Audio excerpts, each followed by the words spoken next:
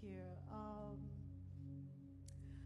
Moses is sent by God to go to free Egyptians that have been enslaved for 400 years. Now, even though we know that in that time, 400 years, people lived until a very long time, it was still a few generations of slavery.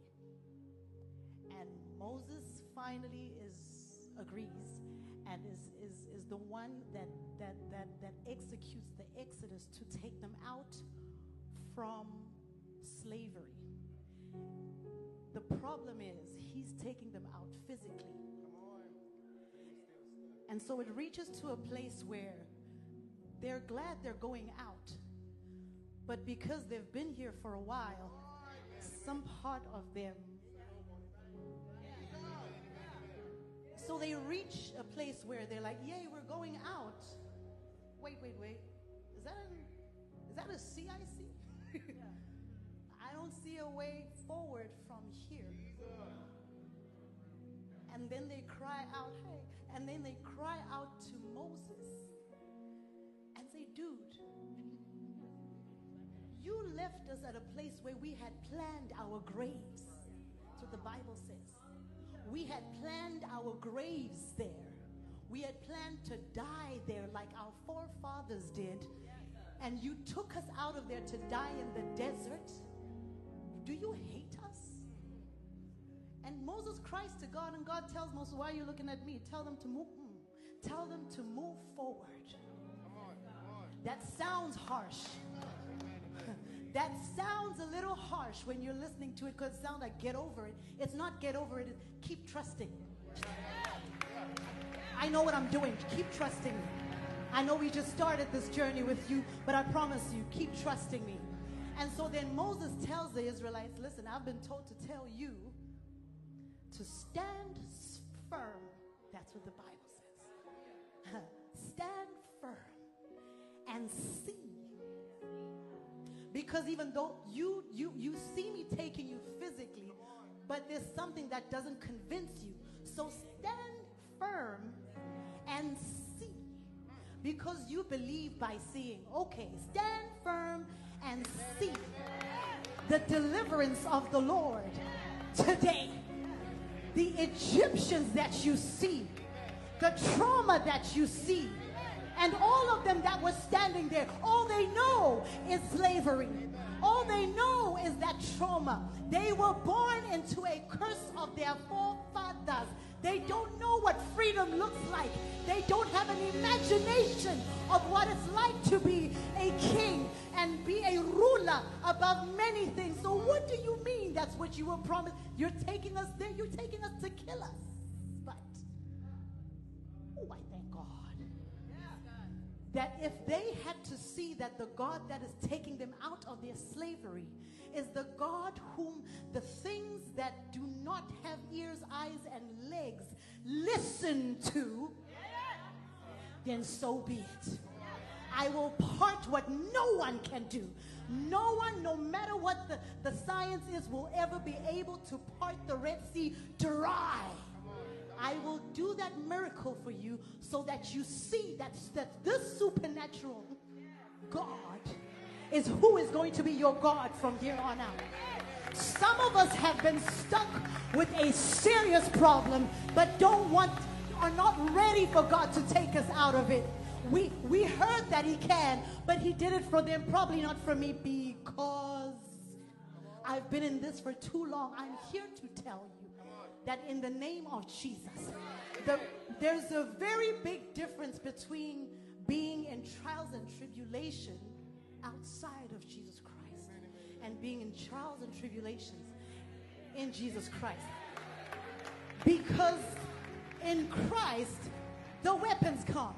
In Christ, the Bible says you will face trials and tribulation. In Christ, you will still feel the hate and the hurt. You will see it coming, but it will not overcome you. In the name of Jesus, that's why weapons are formed, but they don't prosper because you are in Christ. So today, if all I came to say to you today is no weapon formed against me shall prosper. Yeah, that's all we have to declare. David does something very powerful. When he believes something, but the rest of his body doesn't want to, he says, my soul, my soul, bless the Lord. And if you need reminding, do you remember when he healed your diseases and when he forgave your iniquities? Do you remember when he was the one who restored your youth like that of an eagle? Do you if I have to remind my body and say it countless times, then I will do so. No weapon formed against you shall prosper.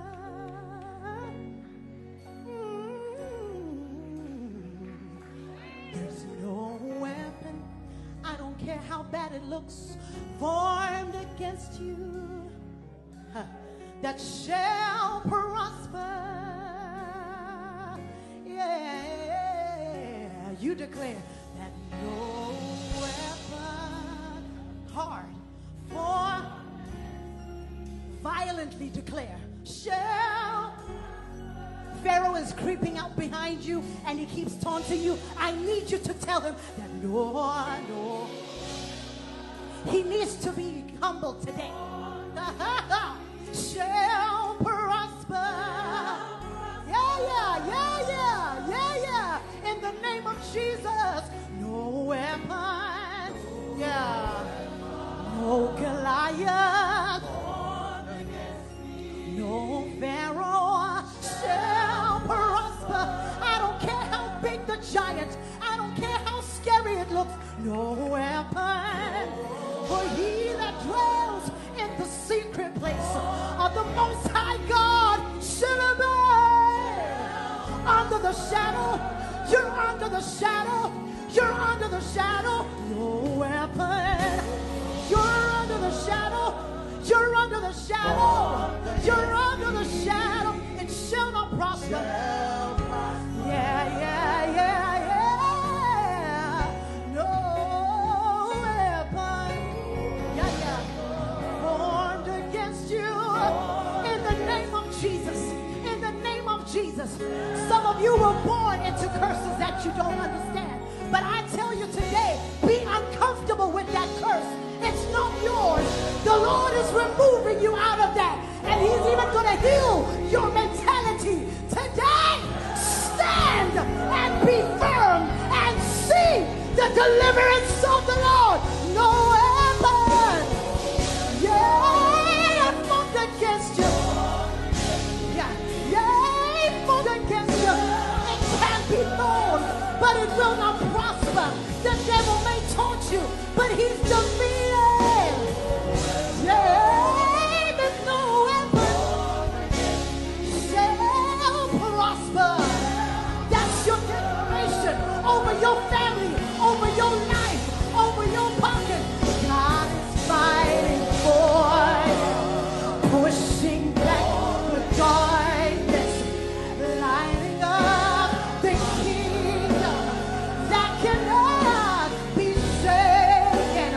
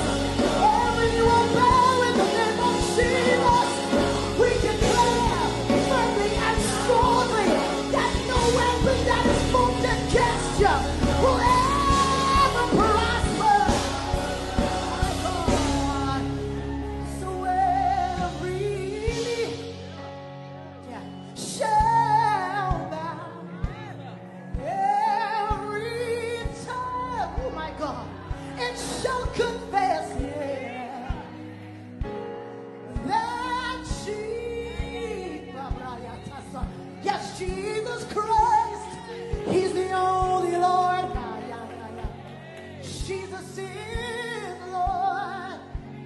Every knee shall bow. Every tongue. In the name of Jesus. Traumas that try to torture you today, the Lord is throwing them in the sea right before your eyes.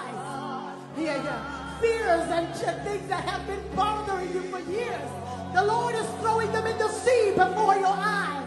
Things that you didn't even know. The Goliath that you've been facing that looked like he was 3 times your size. Today, in the name of Jesus, before your eyes, watch and see and throw it in the depth of the sea. In the name of Jesus, you will see it no more. You will see it no more. You will see it no more. The Lord is showing you that those who trust in this Jesus, they will never be disappointed. Those who trust in Jesus will never be put to shame. Jesus, Jesus, Jesus, Jesus, Jesus, Jesus, Jesus, Jesus, Jesus, Jesus, Jesus, when the mention of the name is every knee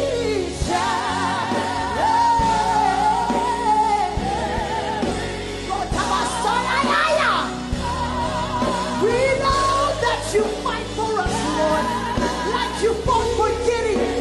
You fought for Gideon. You fought for Gideon. You fought for Gideon. All you need to do is remain silent. Be still and know that he is God.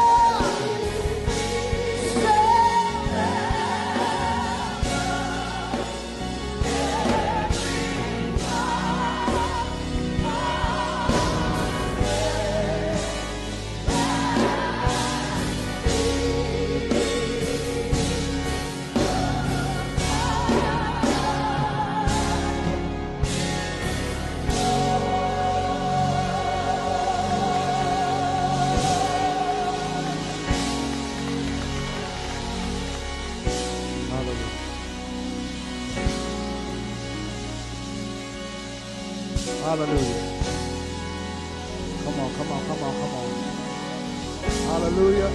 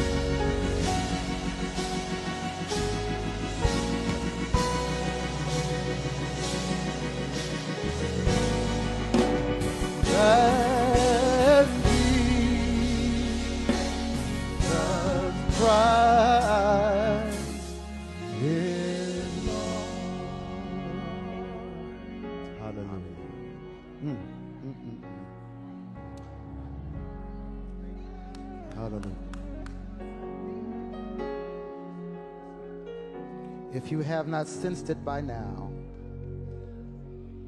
the Spirit of the living God is here in this place.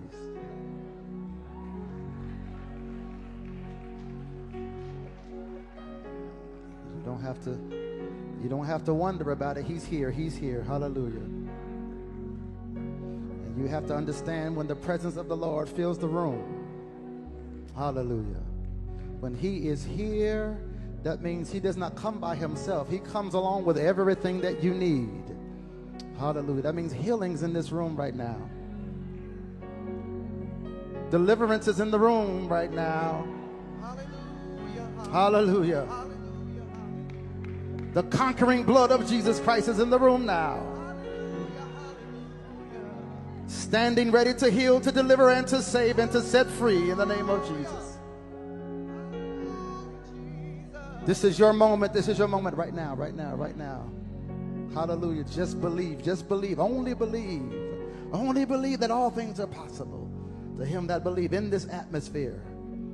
What you've been praying for, believing for, fasting for even. God is saying it's here.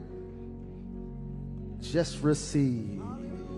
Just receive, receive, receive, receive. Hallelujah. Thank you, Jesus.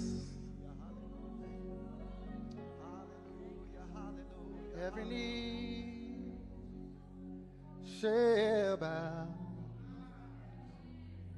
every tongue confess that Jesus Christ is Lord, and he is Lord.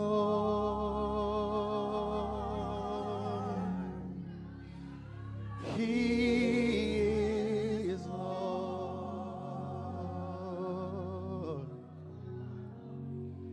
He has risen from the dead, and he is Lord.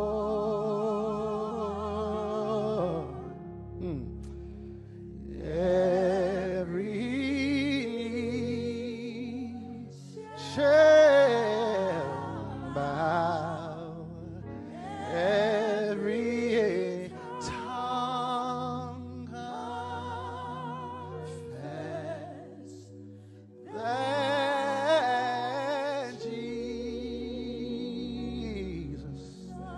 Jesus Christ is Lord. Hallelujah, hallelujah.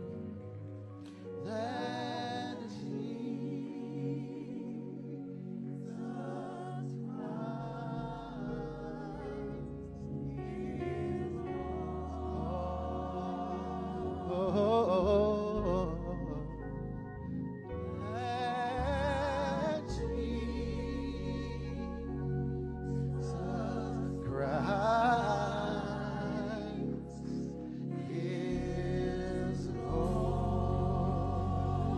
Come on, somebody bless God in here. Hallelujah.